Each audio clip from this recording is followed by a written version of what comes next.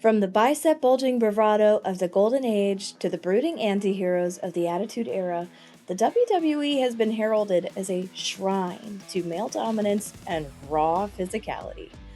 Well-known women wrestlers and characters can be found throughout the WWE's prolific history, but prior to the reality era, beginning in 2014, they were extremely overshadowed by the men they shared space with on the roster. Rebecca Quinn, or Becky Lynch, the man herself, led the charge for a women's revolution, creating spaces and breaking down barriers for women in the wrestling entertainment industry. A talented performer in her own right, Quinn's journey to capital M manhood is fraught with experiences common to many women superstars who came up alongside her. In this journey, Quinn solidifies her role as artist, both in and out of the ring. Using her memoir as a guide, let's examine how wrestling becomes a battleground for identity, power, and commodity. Through her performances and personal stories, we can see how the evolution of her art is deeply entwined with and shaped by the cultural forces of gender dynamics and the visual entertainment market space. Now, let's ring that bell and get right into Becky Lynch, or Rebecca Quinn, was born in Limerick, Ireland. Inspired by the television broadcasts of what was then the WWF, she developed an itch for wrestling when she was very young. Her mother, a staunch realist, divorced her father, a man who valued imagination and originality above all else. Quinn says that these two differing personalities gave her the foundation to dream big and work hard to make those dreams a reality. As a young person, Quinn experienced trouble with alcohol consumption and, like many others, dealt with body image issues and an eating disorder. Judith Butler is a philosopher and gender studies scholar. In one of her discussions on cultural codes that our society uses to define gender, she posits that though there is a choice in gender performance, this choice is limited to, quote, a network of deeply entrenched cultural norms. Growing up, Quinn was presented with these norms in a way that affected how she manifested gender in her mind and how she sought to embody it. She recalls a story where her and her aunt are sitting at the poolside, and a 14-year-old Quinn is wearing a swimsuit. Her aunt notices that Quinn is trying to cover up her body out of shame, and in an attempt to be supportive says, "There's far too many blonde beauties for anyone to be looking at you." Her aunt is directly passing the cultural script she has learned onto a young Quinn who is deeply affected by her inability to fit in with them. Quinn had many different career endeavors in hopes of finding one that made her feel like she belonged, but nothing stuck. Everything came back to wrestling. In 2002, she began training at a wrestling school with her brother, where she was the only girl. Because of this, she trained with the boys, but come showtime, she was a valet, or the person who walks someone to the ring for her brother. Or she took place in the commiseration battle royal, where they put the people who sucked. Looking at Butler again, even though she has now entered the career where she feels like she can fit in, these cultural codes are being ascribed to her.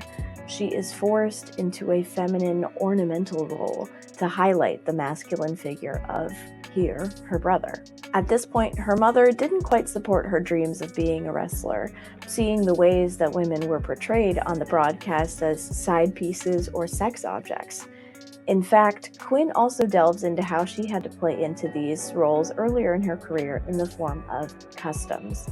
Customs are the less talked about side of being an up-and-coming woman wrestler. For extra cash, the women wrestlers would star in what were essentially fetish videos that were sent to clients who had requested them. Once women wrestlers made the jump to the big time, however, the job wasn't that different. They were in stark contrast to male counterparts who participated in matches called First Blood, an Inferno match, and my personal favorite, Hell in a Cell. On the match card, women, called divas, had a chance to be in Playboy Evening Gown match, a Summer Swimsuit Spectacular, or a Bra and Panties match, the last of which had the sole objective of taking your opponent's clothes off. on live television. Laura Mulvey, a filmmaker and film theorist, discusses the crossroads of cinema and visual pleasure, aligning with Mulvey's claims that women, quote, as sexual objects, hold the look, play to, and signify male desire. These match types make the divas easily consumable for the male spectators, whereas the male superstars in their violent matches allow the male viewing audience a place for identification. Even further, these codes dictated how performers acted outside of the ring as well. The act of kayfabe is wrestling's fourth wall. Though it is more applicable to the golden age when wrestlers were less accessible, the practice still occurs now. As a way to keep plot lines intact, wrestlers are expected to keep up with their character outside of the ring or keep kayfabe. Referring back to Butler, these hyper-feminine gender codes are used to contrast the larger hyper-masculine ecosystem that the WWE has created. With this practice being upheld outside of the broadcast ecosystem, these codes would then be translated into everyday life. This is the landscape that Quinn is entering in her journey to the top. Instead of immediately entering the big time on one of the WWE's live event brands, Raw or SmackDown, she would be called to perform on WWE's developmental territory, NXT. NXT was headed by wrestling legend Triple H, and it would be the place to help new superstars develop and move up the ranks. And even though she had finally made it, there were still in-ring restrictions on the moves that women could do. Quote, no punching, no uppercuts, encouraged to pull hair and slap each other. And between matches during house shows, women who were not wrestling that night would put on their nice dresses to dance in the ring and toss t-shirts into the crowd. Through all of this, Quinn calls NXT her haven, considering the treatment that the divas had on the main roster. Quinn's time in NXT marked a huge transition for her as an artist. Even though gender codes, as discussed earlier, come from a network of deeply entrenched cultural norms, this is not the be-all end-all of what gender is. In fact, Butler argues that because we can embody them in ways that alter, adapt, and innovate them, the norms can be changed. Following a Divas match on the main roster that lasted only 30 seconds bell to bell, the online sphere lit up and the hashtag #GiveDivasAChance trended for 3 days in February 2015. Quinn posits that this forced the higher-ups to start thinking about how to expand upon the talent that they already had. Virginia Conchan, poet and author, wrote an essay discussing the rise of exteriorized privacy for capital, whether social or financial. The active market nemesis, described by Conchan as shaping oneself or cultural products to comply with the shifting registers of supply and demand, is what is occurring with the effects of this hashtag. At one point, the fans demanded divas proper in their submissive, ogle-worthy roles that were easy to consume. Then it evolved, with a call to give them more agency and more airtime. The market demanded a change to the norms, and the suppliers had to comply. And comply they did. Becky Lynch. Quinn's newly finalized character name had been running the NXT alongside 3 other fellow women superstars, earning themselves the name the 4 Horsewomen. Only 3 were called up to the main roster on Raw, with the other left to carry NXT. Becky and Charlotte Flair, daughter of wrestling legend Ric Flair, from where the 4 Horsemen reference comes from, were placed on a team with anti-diva Paige. Though the women were asked to send in a list of names for their team, their suggestions were ignored, and instead they were given the name the Submission Sorority. This just so happens to also be the name of a rather prolific adult website. The revolution that had begun with hashtag #GiveDivasAChance came to a head in April 2016 when the WWE announced that women wrestlers would be fighting for a new title, and the moniker Diva would finally be dropped.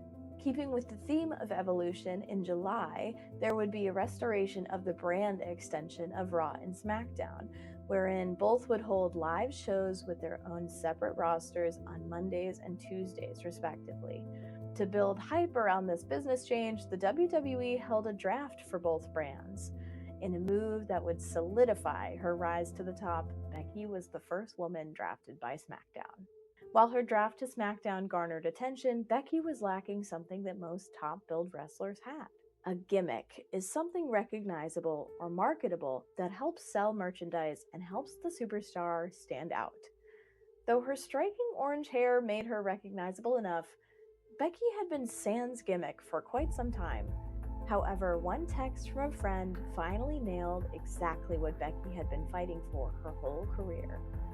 "You should call yourself the Man." Normally reserved for the top dog of the company, the title became a self-fulfilling prophecy for Becky. It named the man she was and the man she would be.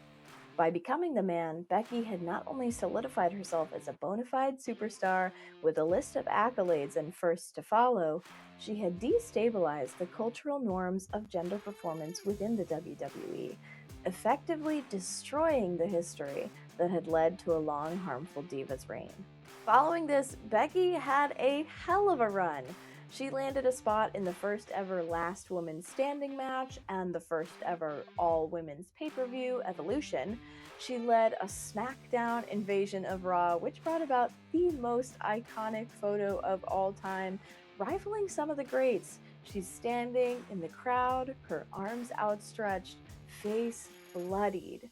She wrestled in the first ever women's ladder match, and she won both the Raw and SmackDown Women's Championships when she went to WrestleMania and, you guessed it, wrestled in the first ever all-women's main event at the grandest stage of them all. All of these images and achievements subvert Mulvey's claims that, quote, pleasure in looking is split between active male and passive female. The wrestling fans, mostly made up of male viewership, have projected themselves onto Becky so much and identified with her that she is able to transcend female passivity into capital M manhood. Further, the spectacle of Becky Lynch's career thus far highlights the tensions between feminist progress and the subsequent commodification of that progress. In the making and performing of her art, she had broken barriers in a market that benefits from constant evolution, adaptation, and a wider audience to sell to.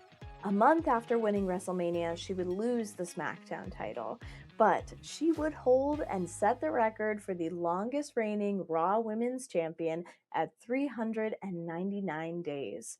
During one of the pre-recorded no fans broadcasts of the COVID-19 pandemic, Becky would relinquish her title to fan favorite Asuka, to whom she said, "You go and be a warrior, 'cause I'm gonna go be a mother," referencing her real-life pregnancy.